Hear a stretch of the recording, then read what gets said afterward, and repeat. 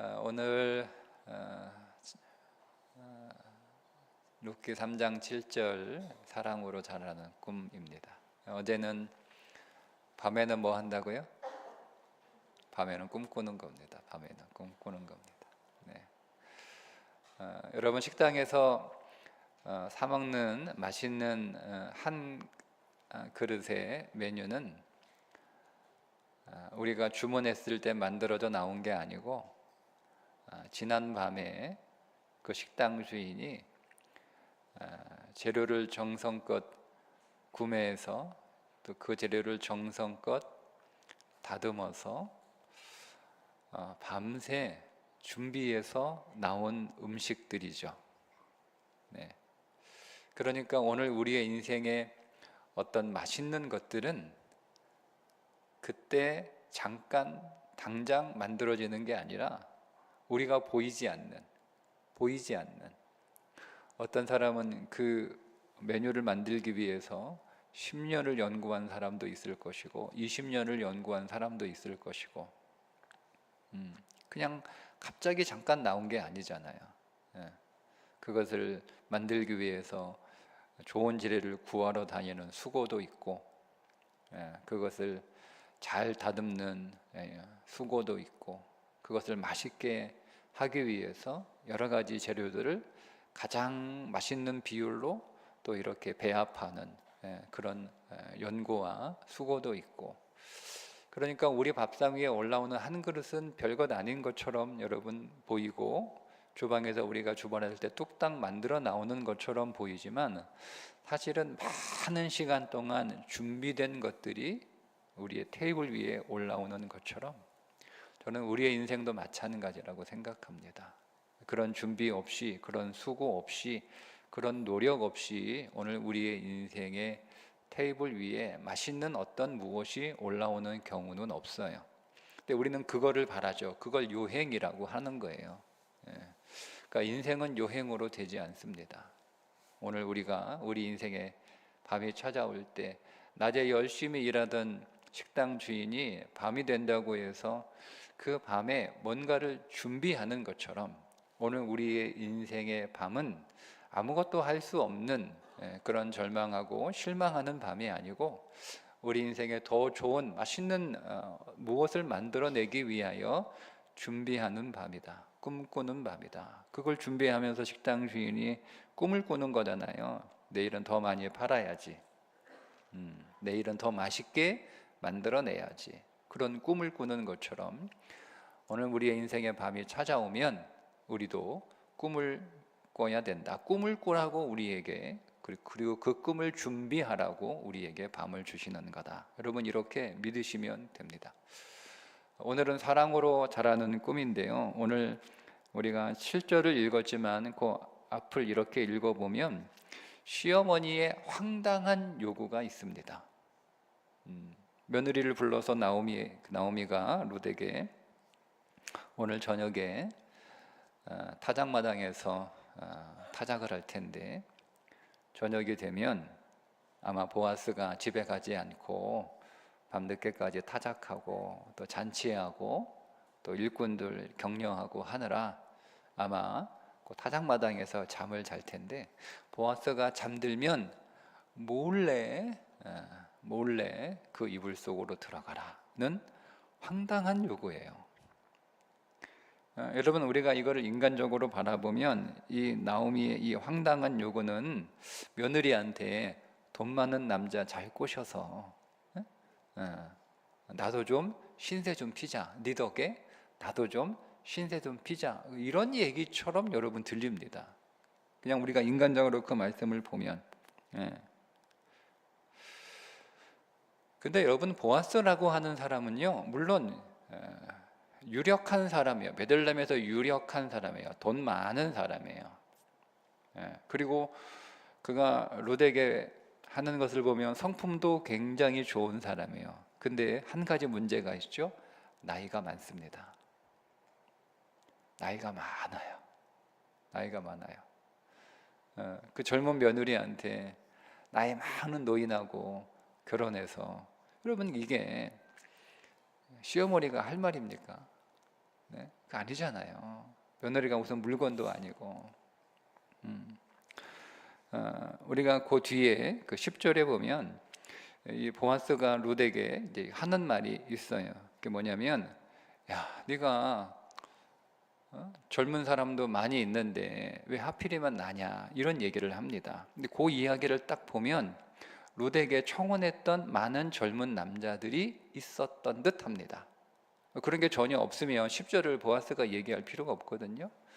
그러니까 많은 그 마을의 젊은 남자들이 이 룻이 보니까 뭐 모함 여이긴 하지만 어쨌든 베들레헴으로 왔으니 그가 종교적으로 개종을 했고, 자기도 과부인데 더 힘들고 더 어려운 과부 시어머니, 그 시어머니를 모시겠다고 따라오니 여러분 얼마나 여러분 대단한 사람이에요.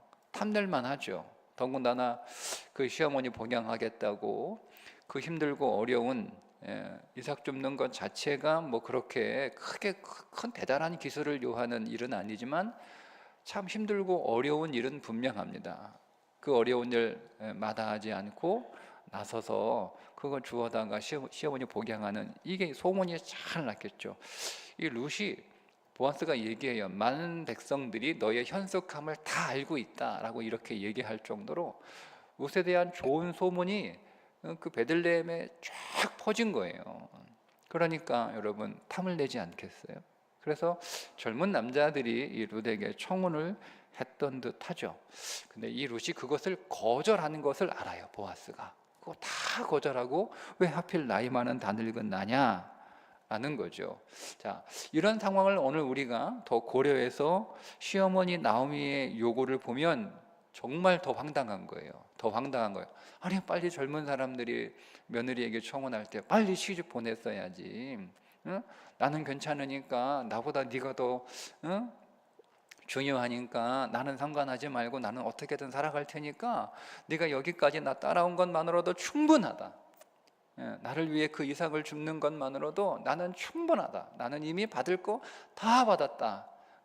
내 인생, 나를 위해서 너의 젊은 인생이 담보 잡혀가지고 그렇게 낭비할 때는 내가 너무 미안하고 내가 죽은 내 아들 볼 면목이 없다. 그러니까 나는 충분하고 나는 이만하면 됐고 나는 어찌 살아갈 수 있으니까 너라도 빨리 시집 가라, 빨리 재가해라, 빨리 결혼해라. 이렇게 여러분 해야 맞아요. 그렇게 해야 이게 상식이에요. 그만큼 받았는데 무슨 더 욕심을 부립니까? 그러니까 이 시어머니의 요구가 너무 황당한 거예요. 너무 황당하게. 아니, 비록 돈 많고 성품 좋아도 다 늙은 노인네한테 며느리를 제가 시킨다는 게 이게 말이 되나? 라는 생각이 들어요. 근데 여러분, 이 나오미의 이 요구에는 우리가 보기도 황당해 보이지만 굉장히 중요한 영적인 원리가 담겨 있습니다. 우리가 놓치는 부분이기도 합니다. 그건 뭐냐면 사랑에 관한 겁니다. 사랑. 우리는 사랑을 간절히 원하고 사랑 노래를 부르는데요, 정작 그 사랑을 중요하게 생각하지는 않습니다. 이게 우리의 실수입니다. 대부분의 사람들이 이 부분을 놓쳐버립니다. 자기가 사랑받기 원합니다. 나도 사랑하고 싶어 합니다. 사랑을 굉장히 중요하게 여깁니다. 사랑이 필요하다고 다 생각합니다. 다 사랑은 별거 아니야, 소용없어, 뭐 이렇게 말하는 사람들은 별로 없어요. 그런데 정작 내 자신이 내 삶에서, 내 신앙에서 그 사랑을 실제로 중요하게 다루지 않습니다. 우리가 놓치는 부분입니다. 여러분, 이것이 굉장히 중요한 영적 원리라는 것을 나오미가 룻에게 가르쳐 주는 거예요. 그러니까 시어머니는 사실은 황당한 요구를 한 게 아니라 굉장히 중요한 영적 원리를 그 나오미가 룻에게 가르쳐 주는 거죠. 뭐냐면, 여러분, 보아스는 친족이죠. 그죠? 자, 친족으로도 충분히 나오미와 보아스를 도와줄 수 있습니다. 친족이라는 관계죠. 관계로도 얼마든지 나오미와 룻을 도와줄 수 있죠. 더군다나 보아스의 성품을 보건대 자기의 친족 가운데 한 사람이 수십 년이 넘게 오래전에 이민을 갔다가 다시 돌아왔는데 완전히 알거지가 되어가지고 돌아왔다는 것을 보고 그 집의 며느리가 자기 밭에 와서 힘겹게 이삭 줍는 걸 이렇게 눈으로 보고 못 본 채 할 수가 없어요. 그게 보아스의 성품이잖아요. 그는 성품 그 자체로도 정말 인자와 정말 긍휼이 뛰어난 사람이에요. 근데 그 사람이 나오미와 룻의 친족인데, 친족이라는 관계를 맺고 있는 상태에서 그걸 그냥 못 본 채 이렇게 외면한다? 그렇게 할 수가 없어요. 친족이라는 관계에 보아스가 또 체면도 있으니까 그 정도의 사람은요, 체면과 명예를 되게 중요하는 사람인 걸 우리가 알 수 있어요. 굉장히 중요히 여기는 사람이에요. 자, 그런 보아스가 친족 가운데 한 사람이 그렇게 힘들게 어렵게 힘겹게 정말 살고 있는데 그거를 못 본 채 한다? 그럴 수 없어요. 그러니까 친족이라는 그 관계만으로도 충분히 나오미와 룻을 도와줄 수 있습니다. 더군다나 그 보아스는 고엘이죠. 법적으로도 마땅히 나오미와 룻을 도와줘야 되는 사람입니다. 그러니까 내가 친족이 아니더라도 친족일 뿐만 아니라 더 나아가서 법적으로 내가 나오미와 룻을 내가 기업 물을 사람이니까 하나님이 요구하고 하나님의 명령 가지고 하나님이 정하신 법이기 때문에 그 법에 순종하여 얼마든지 나오미와 룻을 도와줄 수 있습니다. 친족이라는 관계보다는 더 강력한 게 법이죠. 그런데 여러분, 거기에서 끝나는 게 아니에요. 거기서 더 전진하는 거죠. 그건 법적으로 사랑하는 게 아니라 어떤 책임과 의무로 사랑하는 게 아니라 도와주는 게 아니라 사랑으로 도와주는 거예요. 사랑으로 도와주는 거예요. 사랑으로 건져주는 거예요. 더 전진해서 사랑하는 것. 여러분, 예수님이 오늘 저와 여러분을 관계로 도와주실 수 있습니다. 관계로. 이제는 주님이 오늘 우리와 남남은 아니잖아요. 그죠? 십자가에서 오늘 우리는 어떤 관계가 만들어졌어요. 그 관계로 오늘 우리를 충분히 그분은 도와주실 수 있습니다. 더군다나 그분은 인자와 긍휼이 풍성하신 분이니 우리가 주님 앞에 그분 앞에 뭔가 간절히 구하면 그분은 안 도와주실 수가 없어요. 왜? 그분의 본성 자체가 은혜와 긍휼이 풍성하신 분이기 때문에. 그래서 그런 비유를 하나 해주시잖아요. 간절히 기도하고 구하면 내가 너희 도와주겠다라고 하시면서 한 비유를 말씀해 주시는데, 누가복음 18장 7절에 하나님께서 그 밤낮 부르짖는 택하신 자들의 원한을 풀어주지 아니하시겠느냐, 그들에게 오래 참으시겠느냐. 그 비유가 뭐예요? 그 앞에 악할지라도 불의한 재판장이에요. 악한 재판장이란 말이에요. 그런데 이 악한 재판장 밤낮 와서 도와달라고 풀어달라고 막 이렇게 때를 쓰니까, 그러니까 마지못해 불의한 재판관도 도와주는데, 하물며 인자와 긍휼이 풍성하신 그 하나님이 우리가 하나님 앞에 와서, 비록 우리가 잘한 건 없지만 하나님 앞에 와서 막 떼쓰면 하나님 도와준다는 거예요. 그분은 인자와 긍휼이 풍성하시기 때문에. 그런데 여러분, 그분은 인자와 긍휼이 풍성하셔서 우리를 도와줄 뿐만 아니라 더 나아가서 법적으로 오늘 우리를 도와주셔야 됩니다. 왜요? 우리 아버지이시기 때문에 그렇습니다. 아버지이시기 때문에. 누가복음 11장 13절에 너희가 악할지라도 좋은 것을 자식에게 줄 알거든 하물며 너희 하늘 아버지께서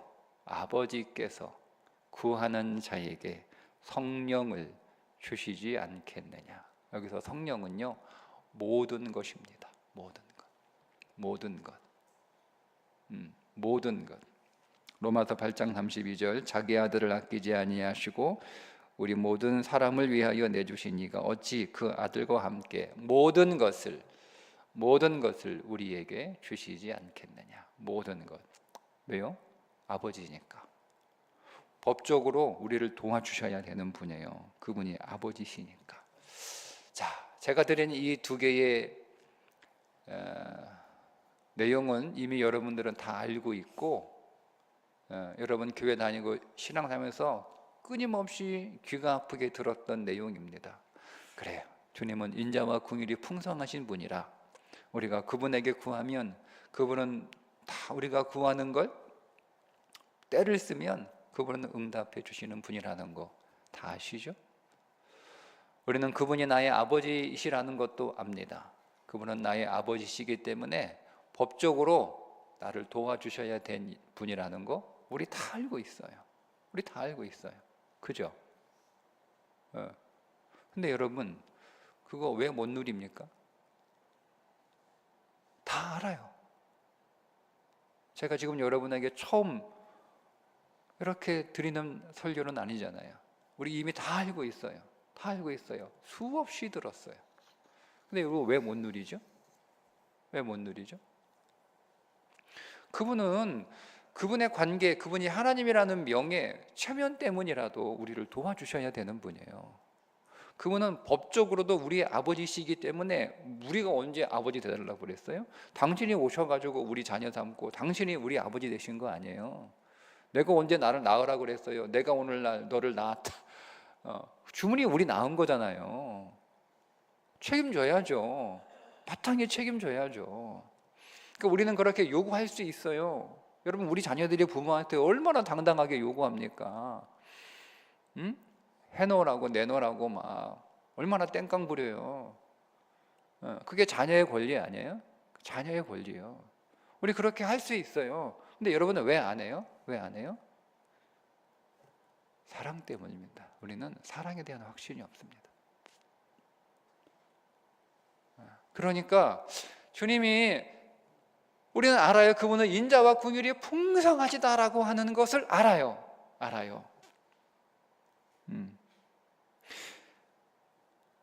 주님이 법적으로 오늘 우리를 책임지셔야 된다라고 하는 것도 알아요.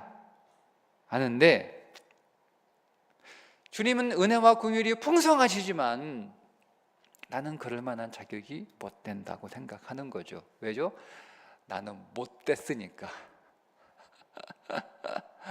여러분, 우리가 누군가에게 은혜를 베풀고 인자를 베푸고 긍휼을 베풀려고 할 때 그 사람이 불쌍하긴 해요. 근데 못 됐어.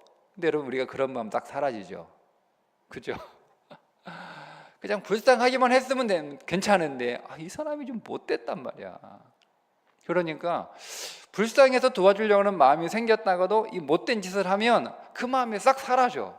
우리가 그런 거예요. 주님이 은혜와 긍휼이 풍성하신 것 우리 얼마든지 알아요. 충분히 알아요. 근데 내가 못됐거든. 그러니까 못된 나한테 하나님이 그런 은혜와 긍휼을 베푸실까? 근데 여러분, 사랑은 그걸 덮는 거예요. 사랑이 뭐예요? 여러분, 우리가 자녀들이 못됐지만 하는 거 얼마나 못돼요. 그래도 여러분, 부모는 그럼에도 불구하고 그 자녀를 향한 사랑을 거두어들이지 않잖아요. 그게 사랑이에요. 사랑은 비록 못되게 해도 그냥 그걸 덮어버리고 사랑해버리는 거, 그게 여러분 사랑 아닌가요? 주님은 오늘 우리를 법적으로 우리를 도와주셔야 돼요. 마땅히 그분은 우리의 아버지시니까 우리를 도와주셔야 될 책임이 있는 분이에요. 하나님은 오늘 우리의 구원이세요. 그러니까 마땅히 오늘 우리를 법적으로 책임지셔야 되는 거예요. 그거 알아요. 근데 나는 내가 할 책임을 다하고 있지 않거든요, 하나님한테. 그러니까 우리가 그걸 잘 알아요. 나는 내가 할 책임도 다하지 않으면서 어떻게 하나님한테 하나님 책임 다 하세요 라고 말할 수 있느냐. 그러니까 그럴 자신이 없는 거예요. 근데 여러분, 책임을 다하지 않아도, 자식의 도리를 다하지 않아도 그거를 덮어버리고 여러분 사랑하는 것, 그게 부모의 사랑 아닌가요? 자식이 할 도리를 다 합니까? 그런 자식 어디 있어요? 자식이 마땅히 해야 할 책임이 있지만 그거 하지 않아요. 그래도 그거를 다 덮어버리고 그냥 사랑을 부어버리는 것, 그게 사랑이잖아요. 그냥 도와주는 것, 사랑이에요. 그게 사랑이에요. 내가 못돼도 사랑을 받고 내가 내 책임을 다하지 않아도 나를 사랑해주는 그 사랑에 대한 확신이 없는 거예요. 근데 그 말은 무슨 말이냐면, 그 사랑에 대한 확신이 없다는 얘기는 내가 그 사랑을 하지 않는다는 뜻이에요. 우리가 나오미가 정말 이 룻에게 정말 황당한 명령을 하거든. 요구가 아니라, 부탁이 아니라 명령을 했어요. 문장 자체가 명령형이에요. 하라고 지시하는 거예요. 법적으로 보아스가 오늘 우리의 고엘이기 때문에 마땅히 우리의 삶을 책임질 거야. 그러나 그것을 넘어서서 너는 보아스의 사랑을 받는 자로 살아가기를 내가 원한다. 이게 시어머니의 마음이에요. 또 아무것도 안 해도. 그럼 법적으로 우리를 책임져야 될 고엘이니까, 법적으로 고엘은 성품까지 좋으니 너를 책임질 거야. 그러나 그가 법적으로 의무감 때문에, 책임감 때문에 너를 도와주는, 도움을 받는 인생이 되지 말고 보아스의 사랑을 받는 인생이 되기를 바란다. 사랑을 받는 인생이 되기를 바란다. 그 사랑을 받으며 네가 남은 인생 살아가기를 바란다. 그게 시어머니의 마음이었어요. 여러분, 룻기는 4장인데 솔직히 3장이 없어도 돼요. 2장에서 보아스가 나오미와 룻의 기업물을 잘하고 하는 것을 밝힙니다. 드러나죠. 그는 우리의 가까운 친족이니 우리의 기업물을 자중에 한 사람이다. 이렇게 2장에 나오잖아요. 2장으로 딱 끝나고 바로 4장으로 넘어가도 전혀 문제가 되지 않습니다. 근데 3장이 차지하고 있어요. 그 3장이 2장으로도 충분한데 왜 3장이 필요할까?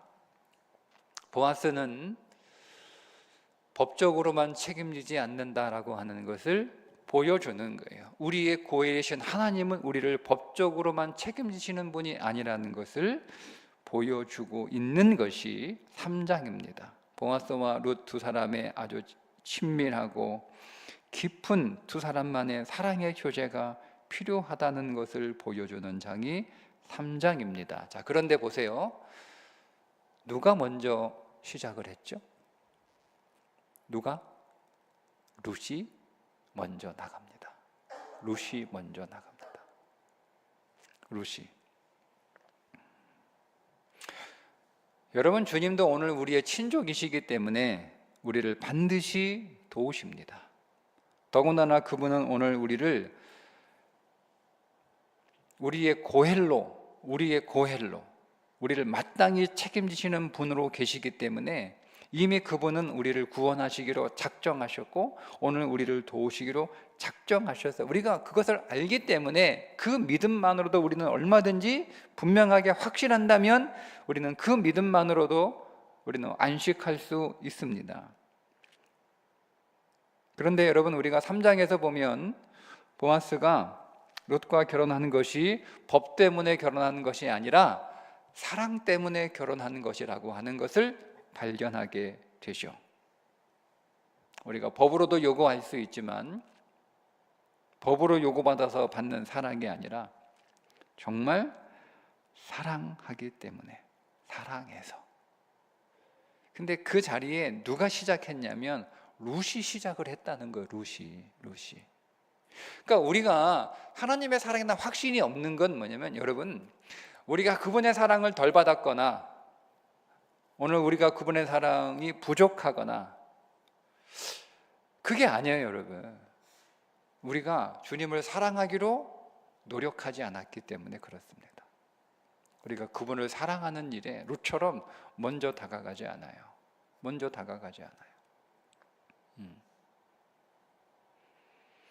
그러니까 오늘 우리가 주님을 더 사랑하기로, 우리가 주님을 정말 진실로 사랑하기로, 우리가 그분을 친족으로 아는 것 중요하고, 그 다음 우리가 그분을 고엘로 아는 것 중요하고, 거기서 더 전진하셔야 됩니다. 우리가 그분을 사랑으로 더 아셔야 됩니다. 그분과 친밀하게 교제하고 그분과 더 깊은 사랑 안으로 들어가는 그걸 주님이 기다리신다는 거예요. 우리가 주님의 사랑을 내가 받고 있다라고 하는 것, 그것을 주님이 기다리신다는 거예요. 주님이 우리의 친족이시니까 당연히 도우셔야지. 주님이 오늘 우리의 고일이신데 법으로도 우리를 도우셔야지. 그렇게도 도우신다니까요, 그분은. 근데 거기서 우리가 멈추어 있기를 원하지 않으세요. 그분은 나를 사랑하시니까. 그분은 나를 사랑하시니까. 사랑은 모든 걸 다 덮는 거예요. 그러니까 여러분, 신족일 때는 내가 아무리 신족이라도 이렇게 못된 나를 주님이 나를 도우시겠는가, 이런 의심이 드는 거예요. 주님이 나를 책임져야 되는 것이 법적으로 묶여 있는 거지만, 나도 뭐 주님한테 해야 될 책임 안 하는데 그분이 나한테 책임을 다 하지 않으셔도 나는 뭐 할 말이 없지, 이렇게 되는 거예요. 근데 그분이 나를 사랑하시고 내가 그분을 사랑하는데 내가 좀 못돼도 사랑은 다 덮는 거잖아요. 내가 다 책임을 하지 못해도, 어떻게 여러분 우리가 할 책임을 다 합니까? 못해도 사랑은 그걸 다 덮는 거잖아요. 주님 저 사랑하시죠? 저도 주님 사랑해요. 주님 사랑해요. 여러분, 이 사랑을 위해서 루시 해야 되는 그 절차들이 그냥 주님 사랑합니다 이렇게 되는 게 아니잖아요. 그 준비를 하는 거예요. 어제 우리가 봤던 것 중에 하나, 4가지 여러분 준비하는 것, 4가지 준비해야 돼요. 그걸 준비하고도 보아스의 이불을 들추기 위하여 나가는 것. 여러분, 이게 말이 쉽지 않습니다. 대단한 결단과 용기가 없으면 할 수 없는 거예요. 그러니까 주님을 사랑하는 게 그만큼 어려운 거예요. 쉬워요. 근데 우리가 그 사랑의 마음을, 사랑했다는 그 마음의 결단을 하기가 그만큼 어려운 거예요. 근데 그 사랑을 여러분 시작하셔야 됩니다. 그래야 주님을 사랑으로 만납니다. 주님은 오늘 우리를 친족으로 그분이 인자와 긍휼이 풍성하시기 때문에 그렇게 얼마든지 도우실 수 있어요. 우리가 떼쓰면 그분 해주신다니까요. 그분은 법적으로 우리를 책임지셔야 되기 때문에 우리의 모든 삶을 책임지신다니까. 하나님 책임지세요 이렇게 얘기하면 책임지세요. 근데 주님은 그것 때문에 오늘 우리에게 베푸시는 분이 아니라 사랑으로 베푸신다. 밝히시잖아요. 하나님은 사랑이라. 하나님이 세상을 이처럼 사랑하사 사랑으로 해주셨다는 것을 밝히기를 원하세요. 그리고 우리가 그것을 사랑으로 받기를 원하세요. 사랑으로 받기를 원하세요. 모세가 이스라엘 백성들에게 모압 평지에서 이렇게 경고합니다. 너희들이 저 가나안 땅에 들어가면 하나님 잊어버릴 거야. 경고합니다. 하나님이 너희들을 다 먹이고 다 입히고 옷도 헤어지지 않고 신발도 상하지 않도록 그렇게 광야에서 인도하시고, 너희들이 그 가나안 땅에 들어가서 너희들이 심지 않은 것, 너희들이 땀 흘리지 않은 것, 너희들이 쌓지 않는 성읍 하나님이 다 주실 텐데 너희들이 결국 하나님을 잊어버릴 거야, 이렇게 경고합니다. 근데 실제로 잊어버립니다. 왜 잊어버렸을까요? 주님 하나님을 사랑하지 않았기 때문에 잊어버립니다.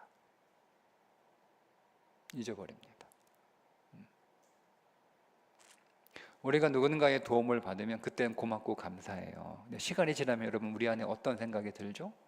도울만 하니까 도와줬지라는 생각이 들어요. 처음에는 그렇게 감사해, 그렇게 고마워요. 도울만 하니까 나를 도와줬겠지, 괜히 도와줬겠어? 이렇게 돼요. 그러니까 사랑으로 받지 않은 거예요. 그걸 우리도 똑같아요. 사랑으로 받지 않으면 처음에는 고마운데요, 시간 지나면 그렇게 생각하지 않습니다. 그래서 우리가 주님의 사랑을 확신하지 않고 그 사랑을 누리는, 우리가 주님을 사랑하는 그 사랑의 삶이 없으면 우리는 하나님을 잊어버립니다. 근데 그 하나님을 잊어버리는 게 성경은 뭐라고 얘기하냐면 하나님을 대적했다라고 얘기합니다. 그러니까 우리는 하나님의 사랑을 그렇게 많이 받아놓고도 어떤 사람이 되는 거예요? 하나님을 대적하는 사람이 되는 거예요. 내가 언제 하나님 대적했어요? 그렇게 말할 수 없어요. 성경은 오늘 우리가 어떤 사람인지 정확하게 알고 있고 우리가 어떤 반응과 어떤 결과를 내놓을지를 이미 알고 있어요. 그래서 그거를 미리 조치하시는 거예요. 너는 이렇게 될 수밖에 없어 라고 얘기하는 거예요. 그럼 우리는 그거 듣고 나는 아닐 거야 라고 생각하지만, 나도 이렇게 되는 거야. 나도 하나님 잊어버리고 내가 잘나서 내가 하나님이 나를 도울만 하니까, 하나님이 나를 사랑할 만 하니까, 하나님이 나에게 뭔가를 줄만 하니까 나에게 주셨겠지, 이걸 내가 처음에는 감사하다가 이걸 내가 받을 만 하니까 내가 받았겠지라고 할 수 있다는 것을 알고, 그런 사람이 되지 않도록, 그렇게 하나님의 사랑을 잊어버리고 그 하나님을 대적하는 존재가 되지 않도록 내가 더 하나님을 사랑하는 자로, 하나님께 더 감사하는 자로, 하나님을 더 존경하는 자로, 더 경외하는 자로 그렇게 살아가야라고 적용하셔야 되는 거예요. 오늘 제목처럼 여러분, 꿈은 사랑으로 자라고 사랑으로 풍성한 열매를 맺습니다. 신적으로도 법적으로도 자라고 열매를 맺는데, 사랑은요 그 친족이나 법적으로보다도 더 풍성한 열매를 맺습니다. 꿈이, 여러분, 오늘 우리의 꿈이 꽃이 있어야 되고, 우리의 꿈이 향기가 있어야 되고, 우리의 꿈이 그 열매가 달아야 돼요. 근데 그건 사랑으로 되는 거예요. 사랑으로. 우리가 주님을 사랑할 때, 우리가 그분의 사랑 안에 거할 때, 우리가 그분의 사랑을 우리가 확신하고 그분의 사랑 안으로 더 깊이 들어갈수록 오늘 우리의 꿈은 계속 자라면서 거기에 꽃이 피고 사랑의 꿈의 아름다움이 있어요. 꿈은 아름다워야 되는 거예요. 모든 사람들이 보기에 내 꿈이 아름다워야 되는 거예요. 꿈은 향기가 있어야 되는 거예요. 내 꿈이 이루어져 갈수록 그것이 욕망의 악취가 나는 것이 아니라 아름다운 꽃향기가 나야 되는 거예요. 그게 하나님의 비전이에요. 오늘 우리의 꿈은 그 열매가 쓰면 안 돼요. 그 열매가 달콤해야 돼요. 근데 그건 여러분, 우리가 그분의 사랑 안에서만 결실을 맺는 꿈인 줄 믿습니다. 그러니 그분이 오늘 우리의 친족이시기 때문에 도와줄 것, 마땅히 그분은 도와주십니다. 그분은 오늘 우리를 책임지셔야 되는 고엘이시기 때문에 우리를 법적으로도 분명히 도와주실 것입니다. 우리는 그러나 거기에서 더 나아가 내가 더 하나님의 사랑으로 도움을 받는 자로, 하나님이 나를 사랑하셔서 도우셨구나, 하나님이 나를 사랑하셔서 인도해 주셨구나, 하나님 나를 사랑하셔서 내 인생을 책임져 주셨구나, 여러분, 그 확신이 들도록 우리가 더 주님을 사랑하는 자리로, 주님의 이불 속으로 들어가는 저와 여러분 되시기를 주님의 이름으로 축복합니다. 기도하겠습니다.